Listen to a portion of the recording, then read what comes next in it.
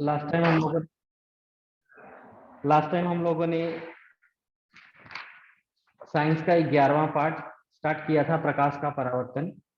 उसमें हम लोगों ने दर्पण क्या होता है, दर्पण के प्रकार, समतल दर्पण और गोलीय दर्पण, समतल दर्पण क्या होता है, उसका उपयोग क्या है, उसके बाद गोलीय दर्पण, और गोलीय दर्पण के दो प्रकार हैं, अवतल दर्पण, उत्तल दर्पण। यह हम लोगों ने देखा था। और आज हम लोग उसके आगे का जो टॉपिक है, कार्तिकीय चिन्ह, नई कार्तिकीय चिन्ह क्या होते हैं, उसके बाद दर्पण का सूत्र क्या होता है, और आवर्धन और उसके आधार पर जो सवाल है उसका अध्ययन करेंगे हम लोग।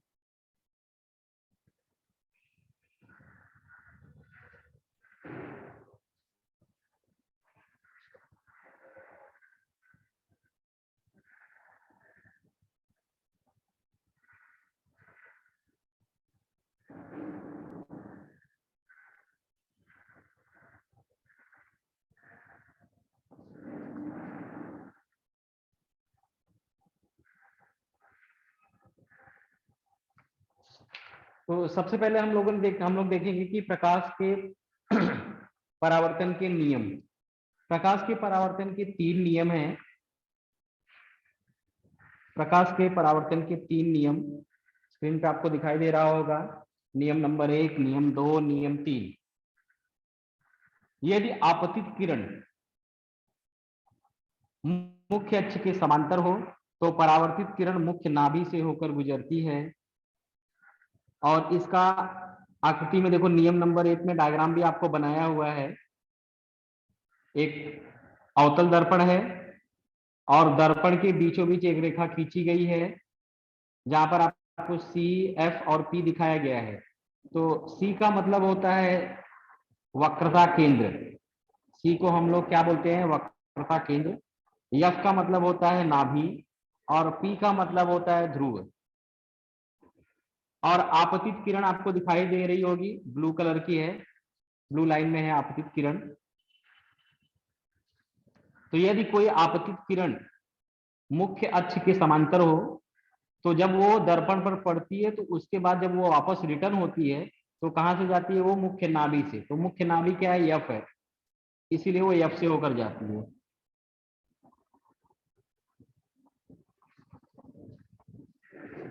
सेम नियम नंबर 2 में भी यही है। यदि आपतित किरण मुख्य नाभि से होकर जाती है तो परावर्तित किरण मुख्य अक्ष के समांतर होती है, अर्थात उसकी विपरीत है। और नियम नंबर 3 में यदि आपतित किरण वक्रता केंद्र से होकर जाती है तो परावर्तित किरण उसी मार्ग से वापस आ जाती है, मतलब जिस मार्ग से जाती है उसी मार्ग से रिटर्न होती है। ठीक है।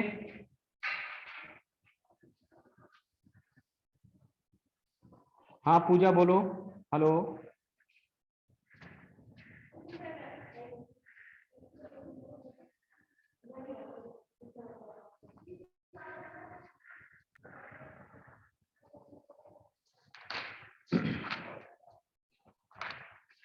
तो फिर अब उसके बाद जो आज का टॉपिक है हम लोग उस पर ध्यान देते हैं, नई कार्तिकीय संकेत रूढ़ी में। नई कार्तिकीय संकेत रूढ़ी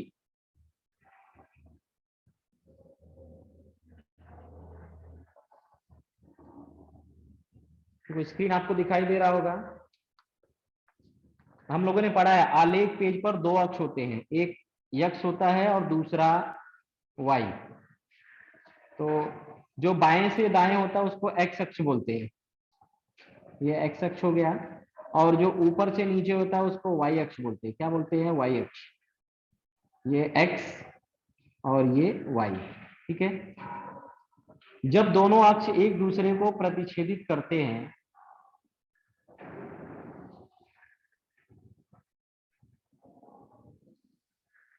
तो 4 चतुर्थांश होता है।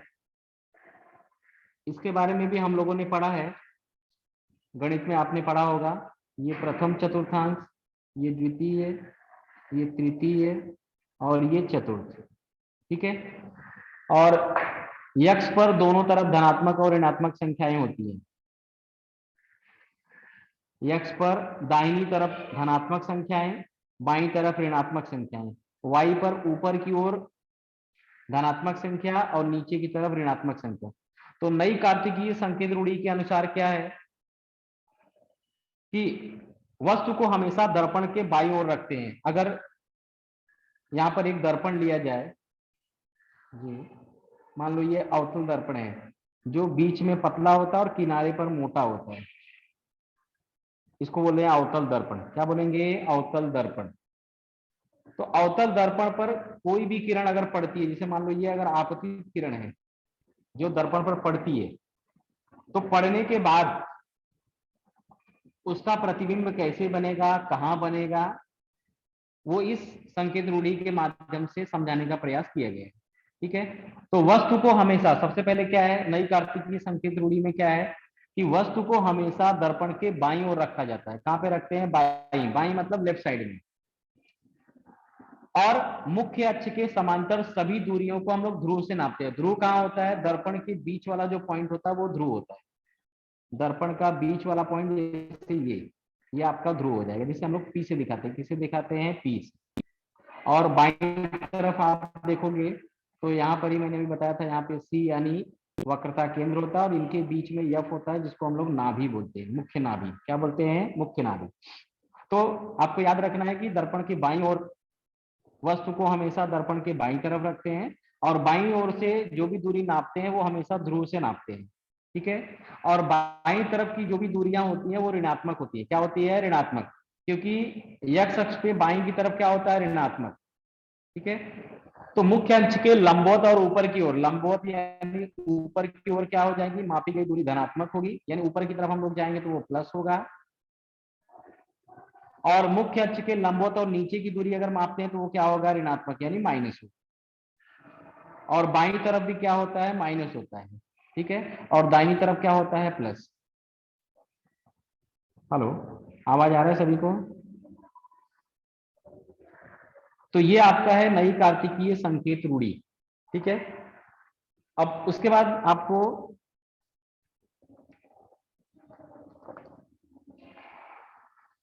अगला टॉपिक आता है दर्पण का सूत्र।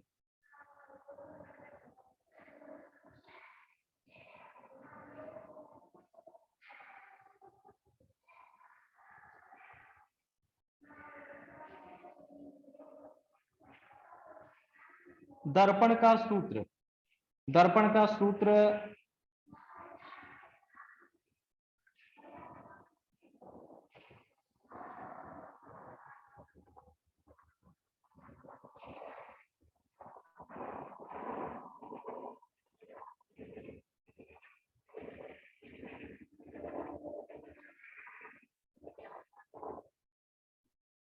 ये आपका है दर्पण का सूत्र 1/v प्लस 1/u बराबर 1/f। 1/v प्लस 1/u बराबर 1/f, इसे हम लोग बोलते हैं दर्पण का सूत्र। दर्पण के सूत्र में v क्या होता है, u क्या होता है, f क्या होता है, उसके बारे में। दर्पण का सूत्र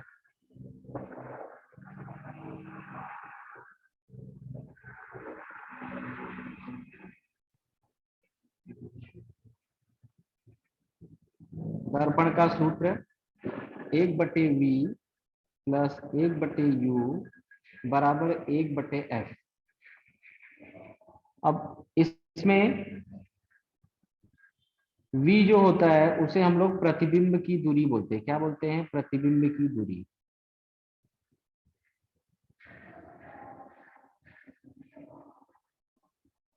और u को हम लोग बोलते हैं वस्तु की दूरी, यानी कोई भी वस्तु दर्पण से कितनी दूरी पर है उसे हम लोग u से दिखाते हैं। और अगला जो f है उसे हम लोग नाभ्यांतर कहते हैं, नाभ्यांतर। ठीक है, तो सूत्र में आपका v, u और f एकदम क्लियर हो गया है कि v क्या है? प्रतिबिंब की दूरी, u क्या है? वस्तु की दूरी, और f क्या है? नाभ्यांतर। ठीक है, तो अगर आपको सवाल आता है तो सवाल को अच्छे से आपको पढ़ना है, उसके बाद आपको ध्यान देना है कि उसमें दर्पण कौन सा है, अवतल दर्पण है या उत्तल दर्पण है। अगर अवतल दर्पण होगा तो अवतल दर्पण का नाभ्यांतर हमेशा ऋणात्मक होता है, और अगर उत्तल दर्पण होगा तो उत्तल दर्पण का नाभ्यांतर धनात्मक होता है। और अगर वस्तु की दूरी दी गई है तो वो हमेशा ऋणात्मक में होगी। क्यों? क्योंकि वस्तु को हमेशा दर्पण से बाईं ओर रखा जाता है और बाईं ओर नापी जाने वाली सभी दूरियां ऋणात्मक होती है।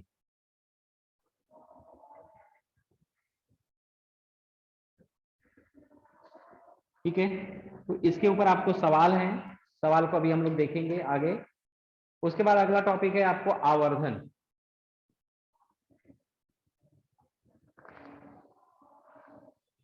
आवर्धन प्रतिबिंब की ऊंचाई और वस्तु की ऊंचाई के अनुपात को आवर्धन कहते हैं। प्रतिबिंब की ऊंचाई, वस्तु की ऊंचाई और दोनों के अनुपात को हम लोग आवर्धन कहते हैं।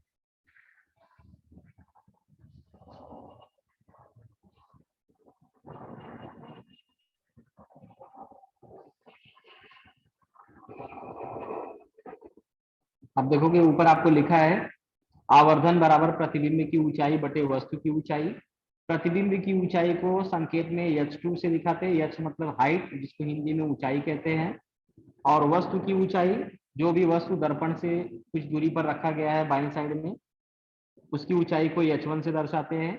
तो आवर्धन अगर क्या होता है, तो आवर्धन क्या होता है, प्रतिबिंब की ऊंचाई और वस्तु की ऊंचाई के अनुपात को आवर्धन कहते हैं। आवर्धन को हम लोग संकेत में यम से दिखाते हैं। तो यम बराबर h2 के बटे h1, ये आपका सूत्र हो जाएगा। और सेम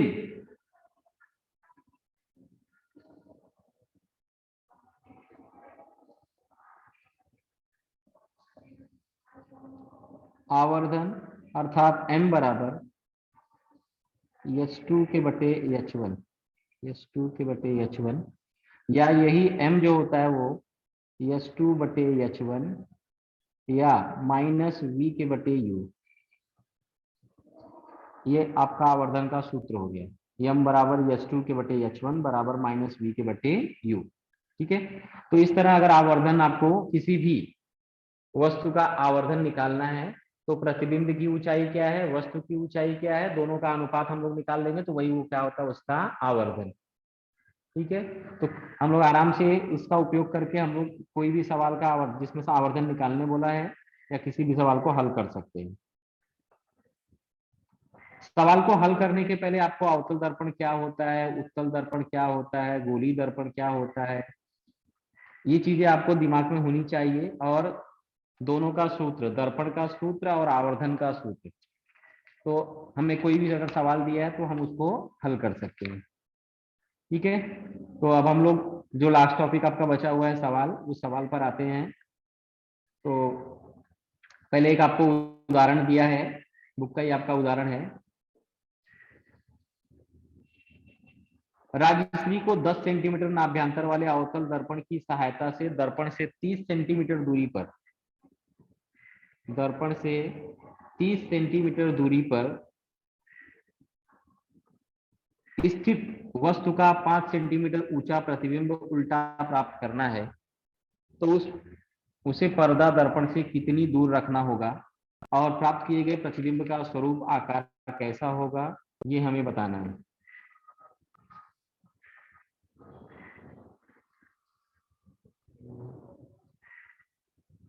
एक उदाहरण आपको हल करके दिया है, तो सबसे पहले ध्यान देंगे कि सवाल में दर्पण कौन सा है, अवतल दर्पण है। और अगर अवतल दर्पण है तो नाभ्यांतर क्या होगा, ऋणात्मक। हमें याद रखना है कि अवतल दर्पण का नाभ्यांतर ऋणात्मक होता है और उत्तल दर्पण का नाभ्यांतर क्या होता है, धनात्मक होता है।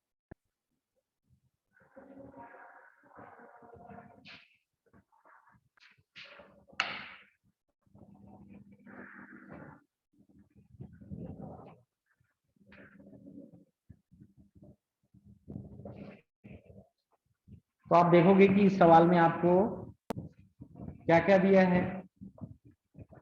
नाभ्यांतर दिया है 10 सेंटीमीटर, लेकिन नाभ्यांतर आपका ऋणात्मक हो जाएगा क्योंकि नाभ्यांतर का मान 10 दिया और दर्पण अवतल है, इसलिए नाभ्यांतर -10 हो जाएगा। और वस्तु की दूरी आपको दिया है 30 सेंटीमीटर। अब चूंकि वस्तु को हमेशा दर्पण से बाईं ओर रखते हैं, इसलिए वो -30 हो जाएगा। तो f का मान -10 और u का मान -30। प्रतिबिंब की ऊंचाई आपको बोला है 5 सेंटीमीटर प्राप्त करना है, तो S2 का मान आपको दिया है -5। और हमें निकालना क्या है, प्रतिबिंब की दूरी और वस्तु की ऊंचाई। तो सबसे पहले हम लोग दर्पण का सूत्र लिखेंगे, इसे हल करके हम लोग देखते हैं।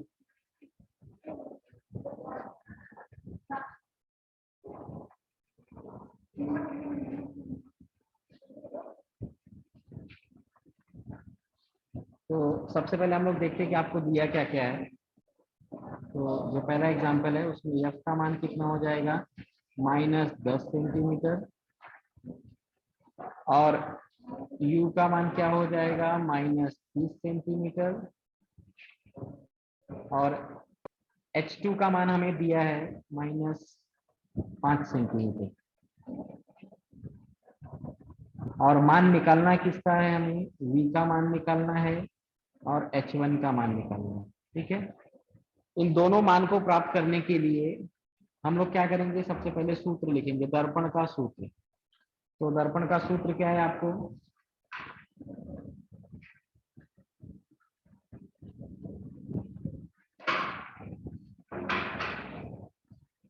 एक बटे v प्लस 1/u बराबर 1/f।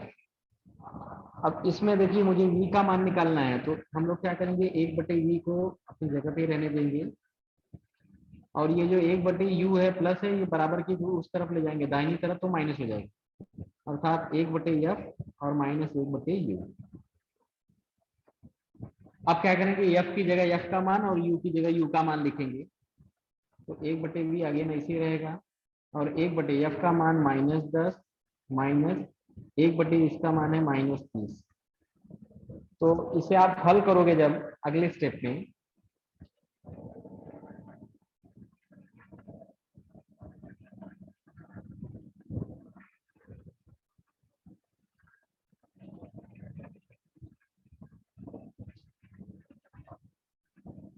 तो 1/v बराबर, सबसे पहले ये जो -10 है वो हम लोग ऐसे रहने देते हैं, माइनस ऊपर भी आप लिख सकते हो 1/10। और बीच में जो 2 बार माइनस का चिन्ह दिया वो प्लस हो जाएगा।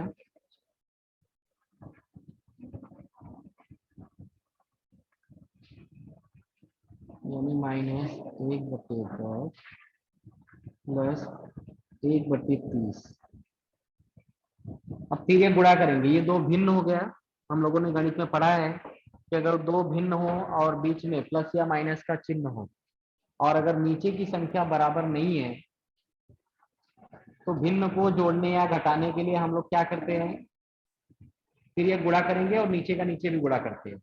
या तो हम लसावी की सहायता से भी कर सकते हैं, तो हम लोग यहाँ सीधे गुणा करके कर देते हैं। तो 30 का 1 में गुणा हो जाएगा, तो -30 प्लस 10 का 1 में गुणा हो जाएगा, तो 10 एकम 10। और नीचे का नीचे भी गुणा करेंगे, 30 दाम में 300। अब ऊपर आप देखोगे तो आपको -30 और +10 है, तो 30 में 10 घटाएंगे तो ऊपर हो जाएगा -20, और बटे नीचे हो जाएगा 300। अब 1 0 आपका कट जाएगा, तो क्या हो जाएगा, -2/30। ये किसका मान हो गया, 1/v का।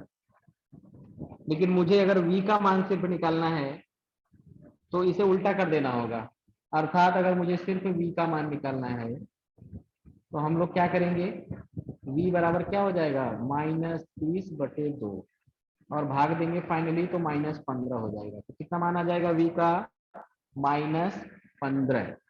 तो इस तरह अगर हमें सवाल में पता हो कि दर्पण कौन से प्रकार का है, अवतल दर्पण है या उत्तल दर्पण है, उसका नाभ्यंतर क्या है, वस्तु की दूरी क्या है, तो हम लोग प्रतिबिंब की दूरी निकाल सकते हैं और उसका आकार और स्वरूप बता सकते हैं। ठीक है, तो एकदम आसान सवाल था। तो हमें पता चल गया कि प्रतिबिंब की दूरी कितना होगा, -15 सेंटीमीटर। आगे आपको और एक चीज निकालना था इसमें, वस्तु की ऊंचाई भी। तो वस्तु की ऊंचाई निकालने के लिए हम लोग आवर्धन का सूत्र लिखेंगे। किसका सूत्र लिखेंगे? आवर्धन का।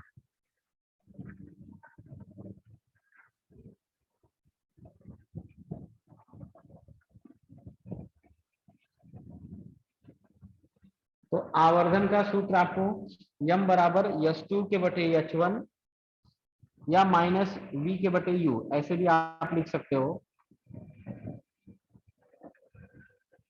यम बराबर माइनस वी के बटे यू। अब देखो आपको, लेकिन हमें आवर्धन का मान दिया नहीं है। हमारे पास सूत्र है यम बराबर एस टू के बटे एच वन बराबर माइनस वी के बटे यू, या आगे पीछे भी आप लिख सकते हो, ऐसा हमें जैसा दिया था वैसे ही लिख देते हो। तो देखो सूत्र क्या है आपका,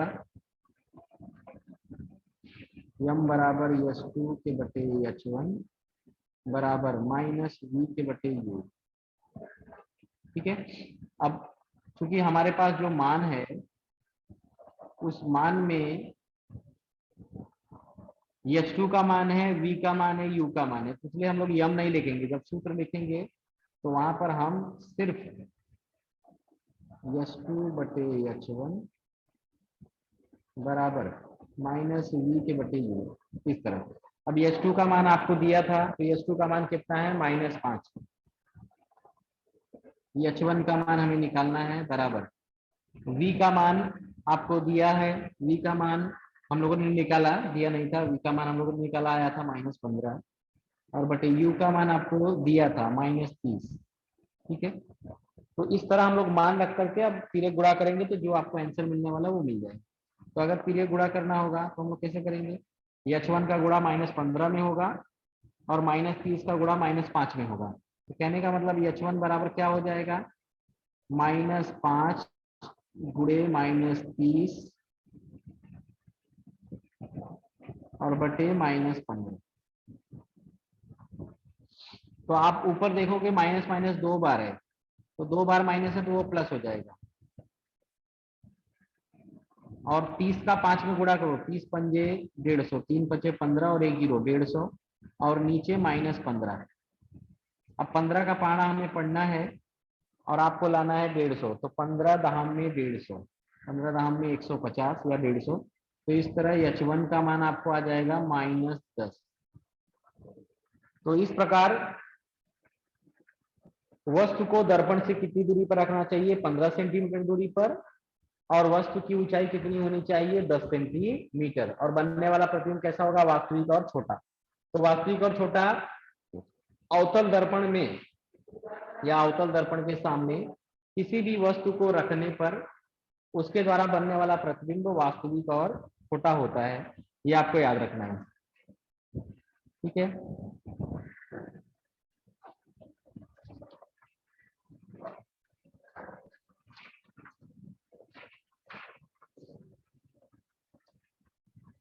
इसी में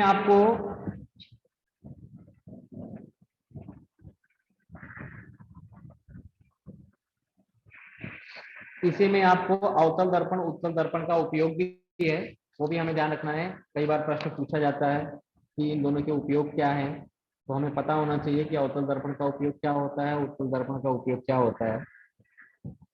तो आपकी बुक में दिया हुआ है, एकदम आसान है। अवतल दर्पण के उपयोग। तो अवतल दर्पण का उपयोग केश कर्तनालय में, केश कर्तनालय का मतलब होता है सैलून में, जहाँ पे हम लोग बाल वगैरह कटवाते हैं, सैलून में।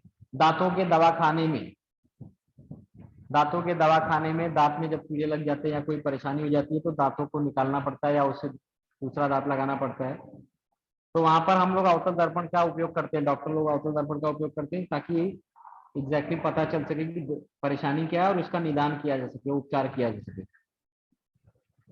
दूसरा आपको दिया है बैटरी और वाहनों के हेडलाइट में। बैटरी आपने देखा होगा, और वाहन मतलब गाड़ियां होती है, गाड़ियों में जो हेडलाइट लगा होता है, सामने का जो लाइट लगा होता है, उसमें जो ऊपर का शीशा होता है वो अवतल दर्पण होता है।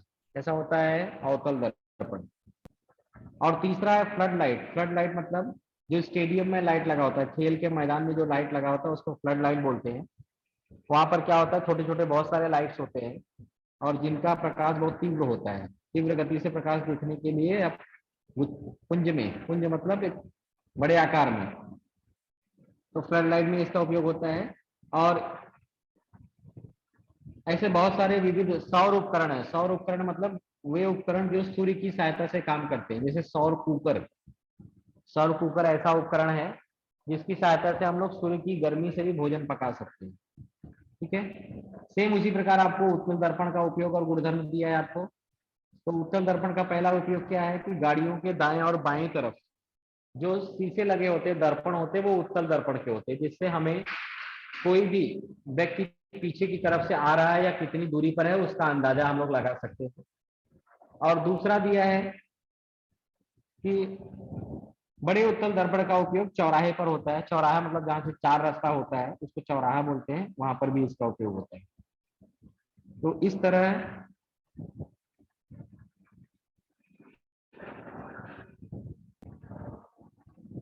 जो आज का टॉपिक था, नई कार्तिकीय संकेत रूढ़ी, उसके बाद दर्पण का सूत्र क्या होता है, और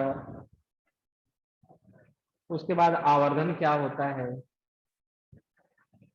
और आवर्धन के बाद दर्पण और आवर्धन के आधार पर अगर हमें किसी सवाल को हल करना है तो उस सवाल के बारे में यह हम लोगों ने देखा। ये जितने भी टॉपिक थे ये सब महत्वपूर्ण टॉपिक है इस चैप्टर के, प्रकाश का परावर्तन।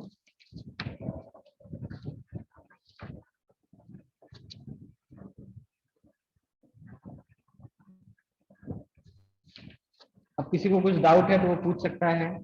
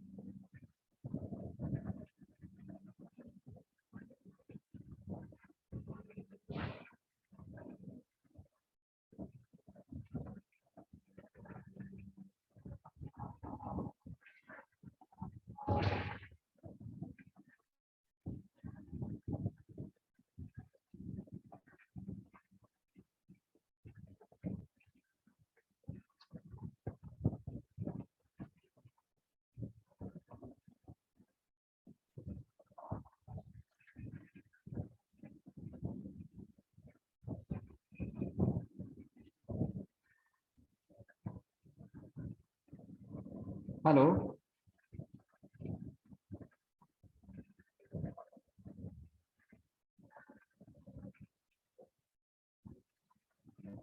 एक टॉपिक और था इसी में आपको,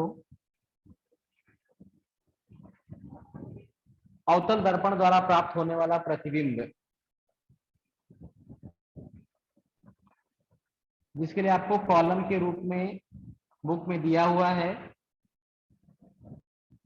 ध्यान से पढ़ेंगे तो आपको समझ में आएगा कि अगर हम किसी भी वस्तु को दर्पण से अलग अलग जगहों पर अगर रखते हैं तो वस्तु का प्रतिबिंब, उसका स्वरूप और उसका आकार कैसा होगा ये हमें पता चलेगा। तो आप देखोगे कि पहले पॉइंट में देखो आपको बोला है कि वस्तु का स्थान, यानी वस्तु को हम लोग ध्रुव और नाभि के बीच रखते हैं। अभी मैंने बताया था कि दर्पण का जो मध्य भाग होता है या मध्य बिंदु होता है उसे हम लोग ध्रुव बोलते हैं। लास्ट टाइम हम लोगों ने पढ़ा था पिछले लेक्चर में कि दर्पण का ध्रुव जो होता है वो दर्पण के मध्य भाग में होता है, बीच में होता है, और उसी ध्रुव से एक रेखा जाती है जिसे हम लोग मुख्य अक्ष बोलते हैं। क्या बोलते हैं? मुख्य अक्ष।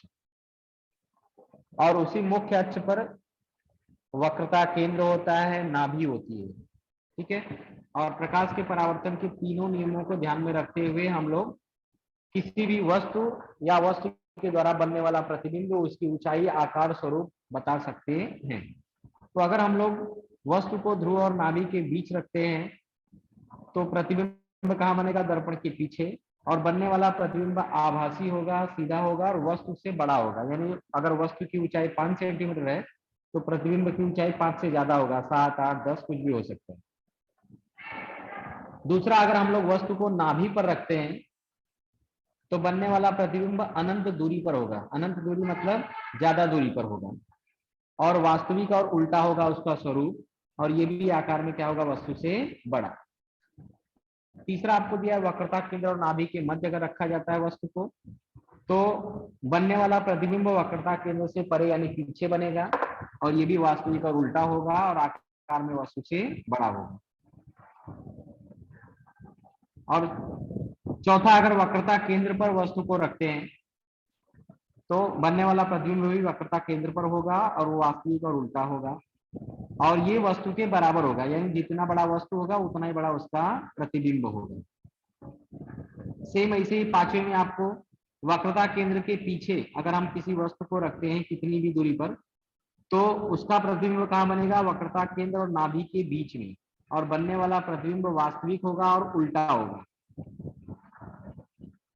और आकार में वस्तु से छोटा। और आखिरी आपको है कि अगर वस्तु को हम अनंत दूरी पर रखते हैं तो बनने वाला प्रतिबिंब नाभि पर होगा, वास्तविक होगा, उल्टा होगा, और बिंदु रूप में होगा। आकार में क्या होगा, एकदम छोटा बिंदु रूप में। ठीक है, तो इस तरह आज का जो टॉपिक था कार्तिकीय संकेत रूढ़ी या कार्तिकीय संकेत क्या होता है, उसके बाद दर्पण का सूत्र 1/v + 1/u = 1/f, उसके बाद आवर्धन, प्रतिबिंब की ऊंचाई और वस्तु की ऊंचाई के अनुपात को आवर्धन कहते हैं, और दर्पण के सूत्र और आवर्धन के आधार पर जो हमें सवाल दिए उस सवाल को हम लोगों ने देखा।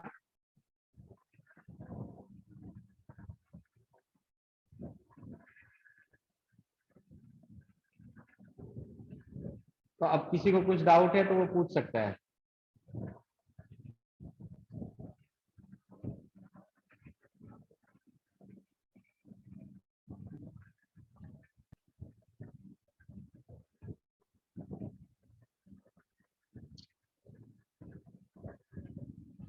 हेलो,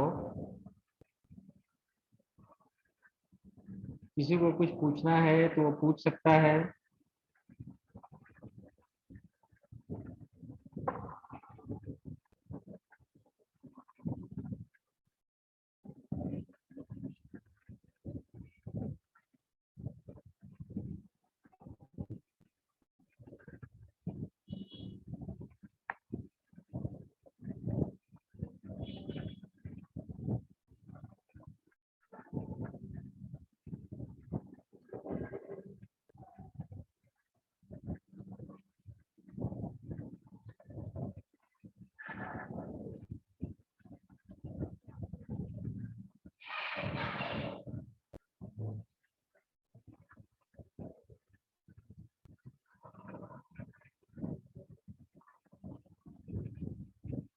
हेलो,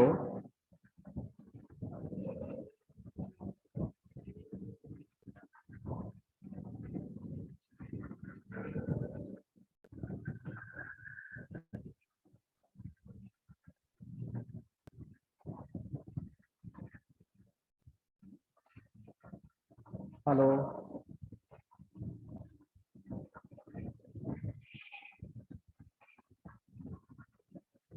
किसी को कुछ डाउट है आज के लेक्चर में?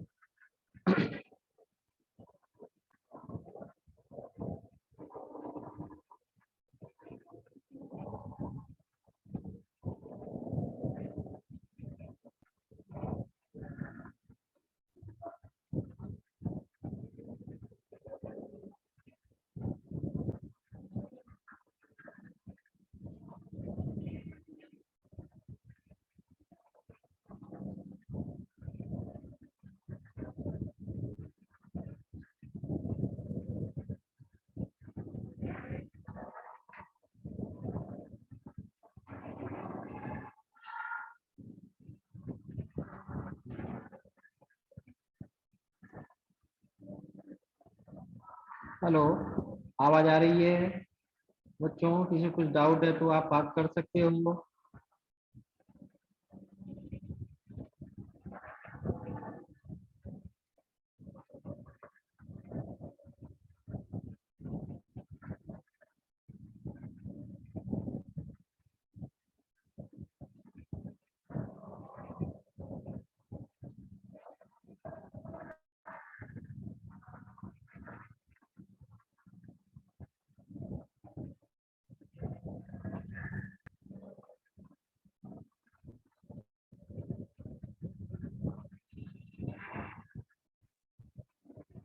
तो इस तरह आज के टॉपिक में नई कार्तिकीय संकेत रूढ़ि, दर्पण, दर्पण का सूत्र, आवर्धन, आवर्धन का सूत्र और दिए गए उदाहरणों को हम लोगों ने देखा, उसे समझा।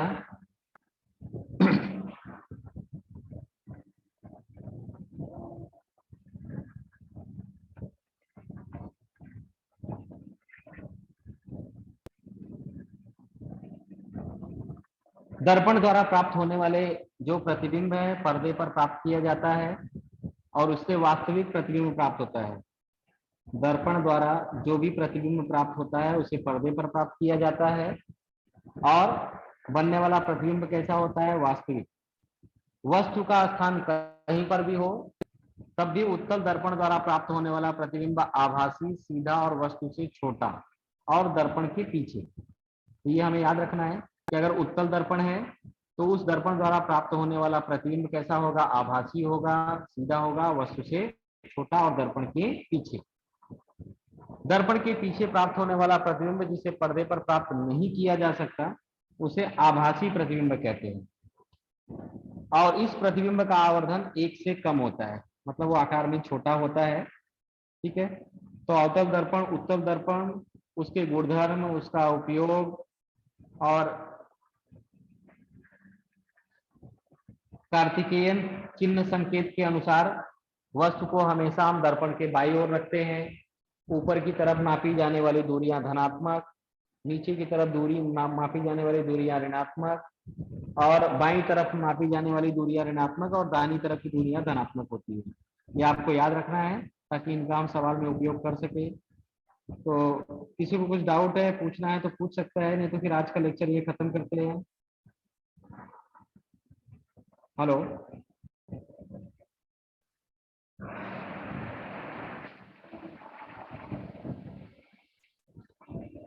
हम लोग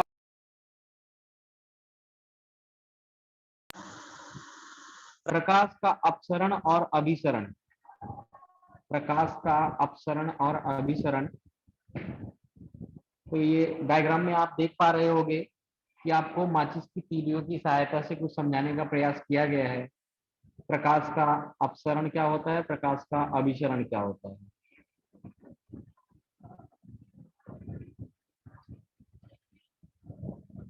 प्रकाश का अभिसरण का मतलब होता है कि अलग अलग जगहों से प्रकाश आकर एक बिंदु पर मिलता है।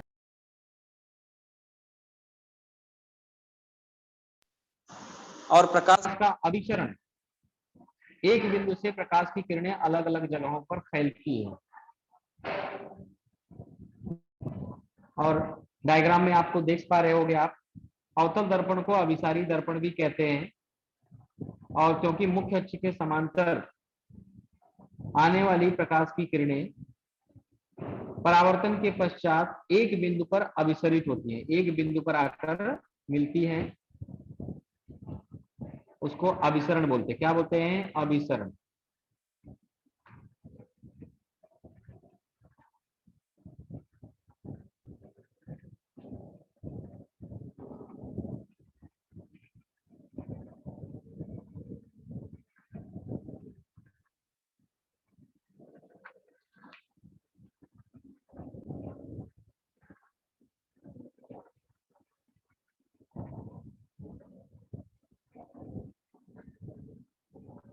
एक बार फिर से देखते हैं हम लोग दर्पण का सूत्र।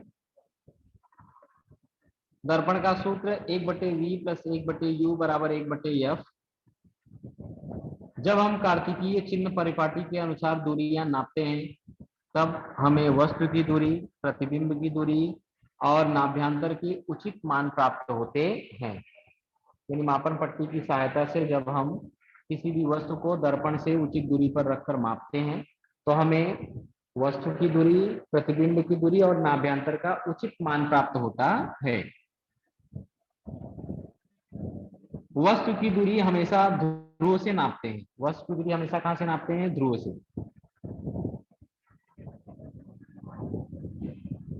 और वस्तु की ध्रुव से नापी गई दूरी को हम लोग u से दिखाते हैं, जिसे हम लोग वस्तु की दूरी कहते हैं। वस्तु की ध्रुव से दूरी को वस्तु की दूरी कहते हैं। प्रतिबिंब की ध्रुव से दूरी को प्रतिबिंब की दूरी कहते हैं वस्तु की दूरी, प्रतिबिंब की दूरी और नाभ्यंतर के बीच के संबंध को दर्पण का सूत्र कहते हैं। यानी अगर इन तीनों का संबंध एक साथ हुआ, इसका वस्तु की दूरी का, प्रतिबिंब की दूरी का और तीसरा है नाभ्यंतर, तो इन तीनों की सहायता से जो सूत्र बनता है उसी को हम लोग क्या बोलते हैं, दर्पण का सूत्र।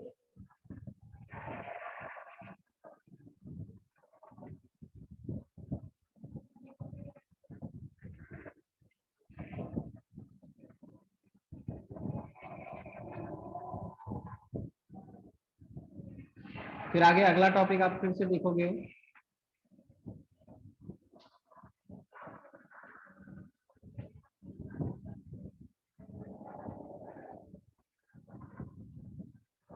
दर्पण और उसके आधार पर किसी भी सवाल को हल करने के लिए आपको प्रकाश के परावर्तन के 3 नियम, ये महत्वपूर्ण नियम है, इसे आपको याद रखना है, ये आपको एग्जाम में पूछे भी जाएंगे।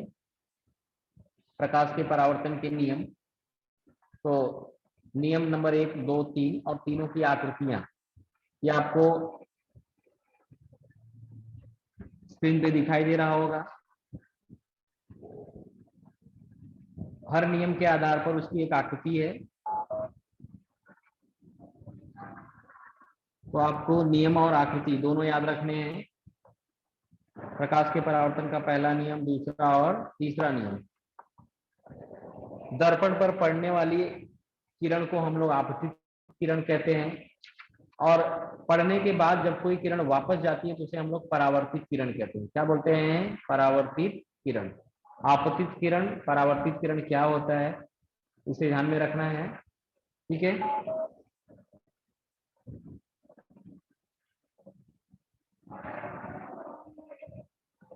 हेलो, नेक्स्ट टाइम फिर हम आगे अपना लेक्चर जान लेंगे।